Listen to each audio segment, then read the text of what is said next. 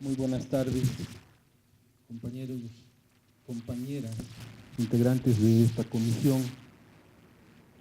Es realmente grande la responsabilidad que tenemos ante el escenario nacional que hoy reclama, desde luego, renovar, transformar instituciones, transformar reglamentos y darle a la nación la oportunidad de poder incentivar la productividad, mayores oportunidades de empleo. Esto nos queda muy claro a la fracción parlamentaria de Nueva Alianza. Le queda muy claro de que esta posición hoy es urgente que demos pasos, pero muy responsables en esa ruta. Es más, cabe comentar que el Partido Nueva Alianza surge de una ruptura donde nosotros estábamos y seguimos impulsando la transformación que el país demanda. No podemos estar estancados. Por eso nosotros nos pronunciamos por la libertad sindical, por la democracia, por la transparencia. Y es más, nos queda muy claro que muchos sindicatos ya tienen por práctica cotidiana el uso del voto secreto. No es nuevo. Segundo, existen también instancias para que se pueda llevar a cabo la rendición de cuentas y se está haciendo. En algunos se llama fiscalización, transparencia y rendición de cuentas, la instancia que cubre con esa parte. Pero bueno, debemos de aprovechar también plantear algunas cosas muy en concreto y que tiene que ver con el posicionamiento, o más bien la descripción que nos da la licenciada Rosalinda Vélez Juárez, cuando nos dice que los derechos constitucionales consagrados en nuestra Carta Magna están a salvo. Yo no lo veo así. Por ejemplo, donde pone como elemento regulador los factores de producción, está eliminando esa parte que es del derecho social. Donde se trata de la repatriación de trabajadores mexicanos en el extranjero, está eliminando el concepto de la familia. Por ejemplo, en la regulación del trabajo de los menores de 14 años, no está estableciendo una cuestión normativa que regule también su participación o su trabajo dentro de la familia. O sea, en la familia sí puede ser explotado el hijo. Son interrogantes que hay que dejar bien claro. Y un punto más, no prevé ni las instancias ni la reglamentación donde se pueda considerar la garantía de los derechos mínimos sociales, por ejemplo, el salario digno, la pensión, la jubilación. ¿Con qué vamos a regular eso?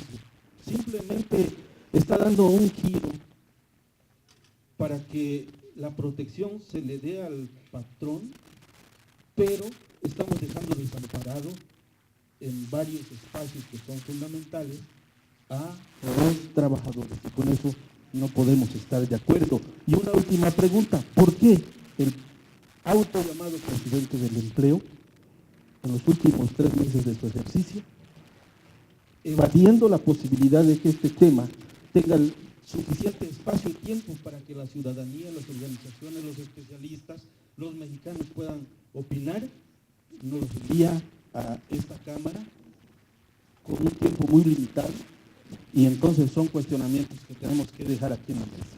Muchas gracias. Gracias. La reforma necesaria, a la reforma necesaria del tema a la reforma laboral, eso es innegable, estamos. Como también dijimos que no todo viola los derechos, pero tampoco no todo garantiza a los mismos. No podemos simplemente decir es bueno o es malo. Tenemos que dar las razones. Por ejemplo, ¿Qué le encontramos rápidamente? 2, 3 puntos positivos. Regular el trabajo de las mujeres, el trabajo doméstico, los trabajos que se hacen también, como los otros tipos de contratación que se quieren, que se propone para regularse. Correcto, pero nos quedan para nosotros en la interpretación vacíos. ¿A través de qué mecanismos se va a garantizar el derecho social, como el de la jubilación? ¿Cómo se va a contabilizar? ¿Cómo se va a garantizar? No encontramos en este momento ningún punto específico en relación a ello. El otro, que lo vemos como un desamparo para el trabajador, el conceder al patrón que de manera unilateral él decida el despido del trabajador. Y por otro lado, que no le notifique la razón del despido y que la notificación se haga por la vía electrónica, no hay acuse de recibo. Son partes donde se vulnera y se deja en el desamparo al trabajador. Yo creo que son temas muy importantes. El otro, ¿cómo trasladarle a la responsabilidad de la Secretaría de Trabajo y Previsión Social algo que es elemental para el derecho de los trabajadores? Las tablas de enfermedades y de discapacidades, incapacidades. Esas tablas las debe definir con toda responsabilidad el Congreso de la Unión. No puede pasar de manera unilateral y que después sea la Secretaría de Trabajo y Previsión Social quien resuelva y después invite al quien considere que le pueda informar. O sea, no hay un derecho total para que los representantes puedan estar presentes y estar pendientes y atender lo que es su obligación como representantes en la defensa de los trabajadores. Por otro lado, un punto que para nosotros en la interpretación también viola la gratuidad, inmediatez y celeridad de los procesos de conflictos laborales es la desaparición de las juntas de conciliación. ¿Por qué? Porque en los estados donde el territorio es muy extenso, es el único lugar donde pueden acudir los trabajadores. Entonces, son puntos que son necesarios, que vayamos revisando con mucha responsabilidad para lograr una reforma equilibrada, una reforma positiva. Por eso está la fracción parlamentaria de Nueva Alianza. Muchas gracias.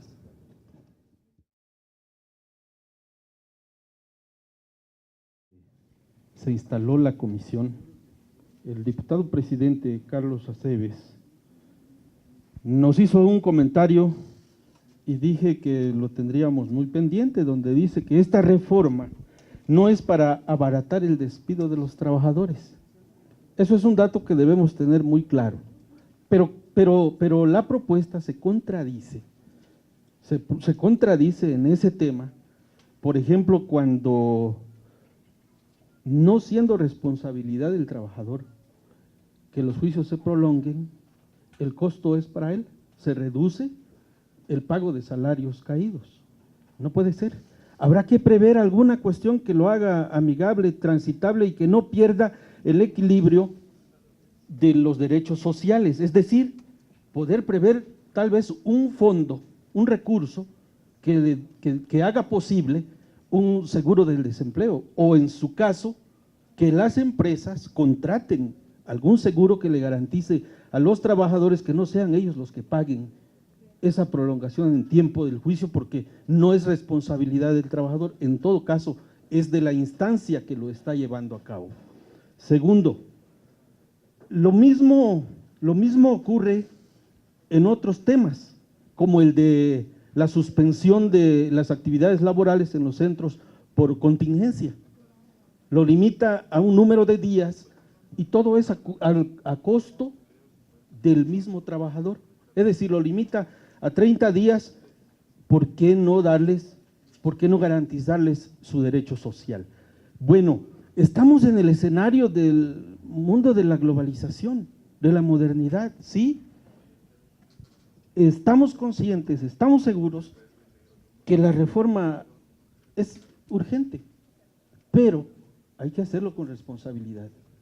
El cómo hacerlo, esa es la parte más delicada, donde reclama de cada uno de nosotros el gran sentido de responsabilidad hacia toda la población de México, anteponer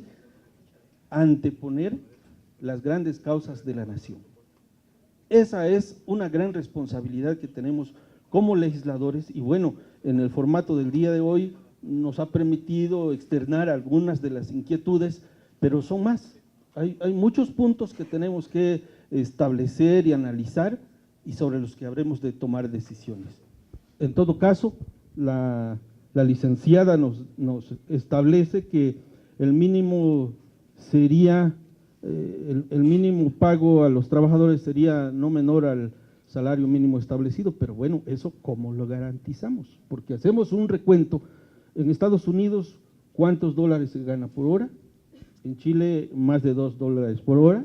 En México, si tomamos como referente el salario mínimo, aunque no le desagrade a algunas personas, pero hay que ponerlo en la mesa, son 7.79 pesos y centavos, que no es posible. Tenemos que ponerle garantías a los mecanismos, a las instituciones, a los procedimientos para que esta ley de verdad cumpla con el objetivo de garantizar la competitividad, la búsqueda de que México logre el desarrollo, pero sin perder de vista el derecho social de los trabajadores. Muchas gracias.